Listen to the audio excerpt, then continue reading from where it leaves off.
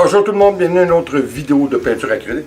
Je suis obligé de vous dire qu'aujourd'hui, là, je ne sais pas pourquoi, là, on peut dire que je vais me laisser aller foufou un petit peu, là, parce que j'ai l'impression que j'ai été confiné dans les dernières vidéos à faire des choses spécifiques que je voulais montrer. C'est correct, là, mais vous savez que je suis pas mal axé sur la liberté puis la folie un peu de l'expression en art, surtout en coulage acrylique. Alors là, j'ai l'impression que j'étais dû à me faire plaisir un petit peu. Alors ce qu'on va faire, on va faire l'inverse que ce que toutes les autres font. C'est-à-dire, on va prendre une toile, on va mettre du gesso au-dessus. On ne la laissera pas sécher complètement. Ensuite, on va prendre du vernis. Oui, du vernis. On ne le mélangera pas cette fois avec notre acrylique. On va le mettre directement sur la toile.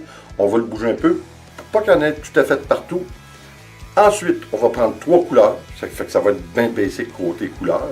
Et puis, on va mettre dans nos couleurs d'acrylique, on va mettre du silicone, de la colle blanche et de l'alcool. Alors, je suis obligé de vous dire que je suis vraiment intéressé de voir ce qui va se passer. Puis là, on peut-tu parler d'abstrait pur? Là, c'est clair qu'on va faire un abstrait pur, mais avec des mélanges qui ne sont pas usuels. Alors, il y a juste une façon de savoir ce que ça va faire, c'est d'y aller. Alors, on y va immédiatement.